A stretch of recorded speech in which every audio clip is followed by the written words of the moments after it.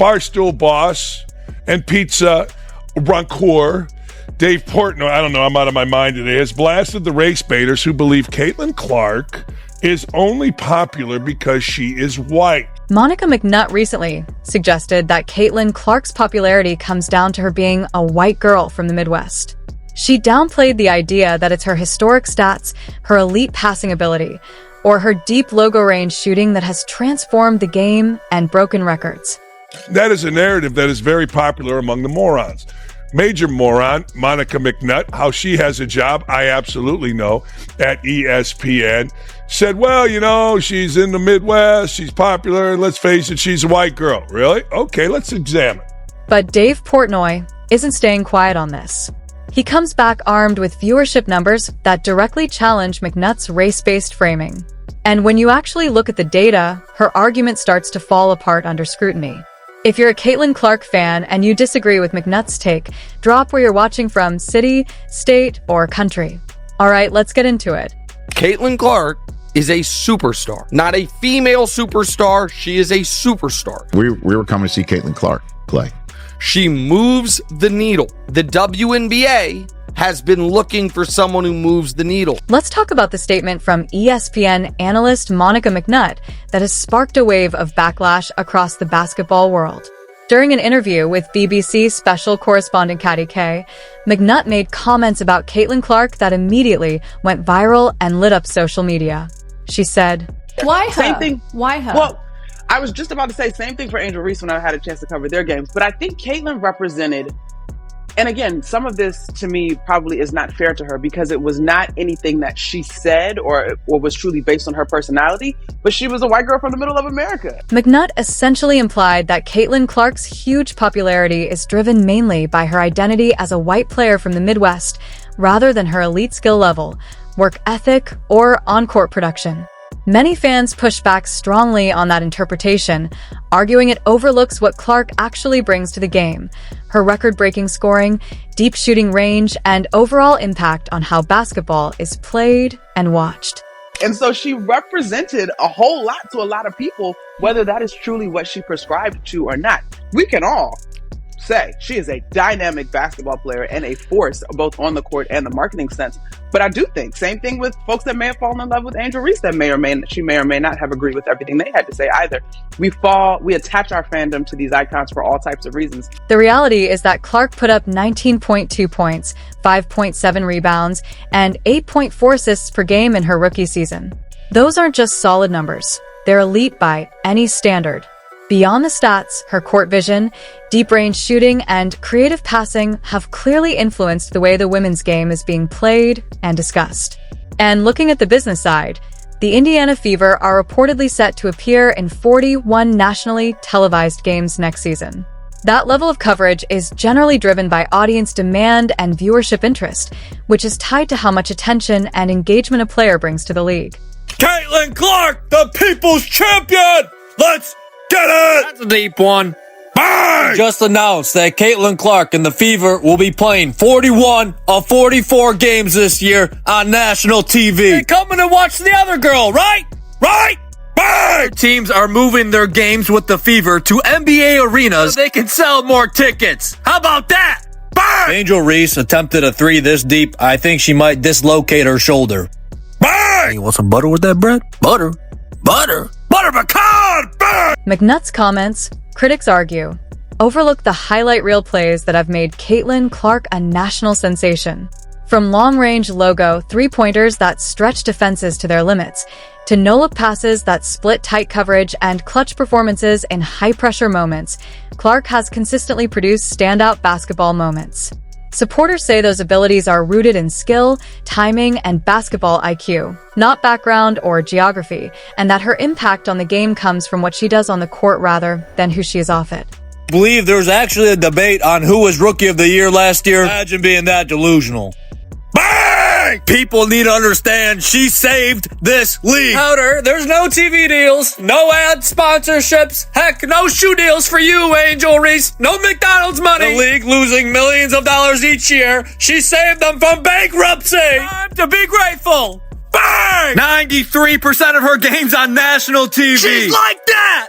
Bang! Fans across social media quickly pushed back on McNutt's remarks, arguing that her comments undervalue Caitlin Clark's accomplishments. One widely shared response pointed out a flaw in that line of thinking. If being white and from the Midwest were enough to produce a superstar, there would be many players like Clark. Instead, supporters argue, what sets her apart is rare: high-level talent combined with elite playmaking, shooting range, and impact on the game at an unprecedented level. Ella Dunn, Sabrina, Brianna, Kelsey, Diana Taurasi. You had and have these white players in the league that never galvanized the people like this. All right. Now, granted, you can have some people come back and say, well, the media and the coverage wasn't as good as it is now. NILs and things like that weren't popping off. That has nothing to do with it. That has nothing to do with it, man. If they were that captivating, they would have got the eyes. Suggesting that Caitlin Clark's massive impact on viewership is driven mainly by her race, rather than her elite skill set, is widely viewed by fans as inaccurate. Many argue it overlooks the actual basketball reasons behind her rise: her scoring ability, long-range shooting, and playmaking that have made her one of the most talked-about players in the sport. Critics of that narrative also say it does a disservice to the game itself and to young athletes of all backgrounds who see her as an example of what high-level talent, dedication, and performance can achieve. But honestly, the main reason is because of her talents. It's not because of her race. Her race has nothing to do with it. Especially with kids. She's saying kids don't see color, man. The kids that I grew up around, and when I grew up as a kid, I didn't see color, man. I did not see color. I didn't care about color. I didn't know what color was. I just knew you were a human being and I was trying to be your friend. It's kind of a crazy, nonsensical take to say that kids were looking up to her because she was white. What some fans are now pointing out is that McNutt's comments about Caitlin Clark's race are being framed not as an isolated opinion, but as part of a longer pattern of criticism directed at Clark. They reference a moment from September 2024 when McNutt reportedly suggested that Clark deserved only about 60% of the credit for the Indiana Fever making the playoffs. Supporters of Clark argue that this downplays her impact, especially given that the Fever had not reached the postseason in several years prior to her arrival.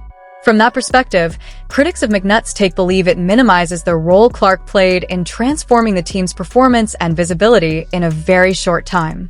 She's been spectacular and exceeded expectations. The pick and roll between Caitlin and Aaliyah has been fantastic. Kelsey Mitchell is having a career year, and all of those role players get a slice. I don't know quite how. Well, that's a lot of pizza pie. I get you. But there's got to be one big slice, and that's Clark. What percentage are we talking about for Caitlin Clark? 80%, 90%, 95%? Listening to her all season long, I've called a couple of their games. She's team first. Statistically, you're probably looking at least 60%. Some fans have also pointed to what they see as inconsistency in McNutt's commentary when comparing Clark to other star players. They argue that in general discussions about other athletes, McNutt tends to acknowledge individual contributions more directly, but with Caitlin Clark, she has been more cautious about attributing full credit to her impact on team success. That debate carried into the Rookie of the Year conversation, where McNutt supported Angel Reese, while others pointed to Clark's stronger statistical production as the deciding factor. McNutt's emphasis on team success as a key evaluation metric was highlighted by some fans as conflicting with earlier criticisms about how credit was being distributed. Overall, supporters of Clark say these comparisons raise questions about consistency in how different players are evaluated, while others view it as a matter of differing criteria rather than contradiction. You would have the Sky in the playoffs right now, which means that Angel Reese, in theory, has impacted winning in a greater way. But I think the double-double streak that she's on, the 8 consecutive double-doubles, for Caitlin, she's leading rookies in points, minutes, and assists. There was terrific stats put out over the weekend by our colleague Michael Vopel about the percentage, about her being the player that has seen the most blitzes in the league. And so she's navigating a different level of defensive intensity, and rightfully so, because she's playing a point guard role for this Fever squad. So I think today, looking at the standings, you probably tend to lean Angel. Fans across social media pushed back, saying McNutt's comments were unfair and inconsistent. Some argued she keeps changing the criteria for greatness depending on the situation, sometimes focusing on stats, other times on team success. They also pointed to Caitlin Clark's massive popularity and record-breaking viewership numbers as proof that her impact is driven by elite talent and must-watch performances, not race.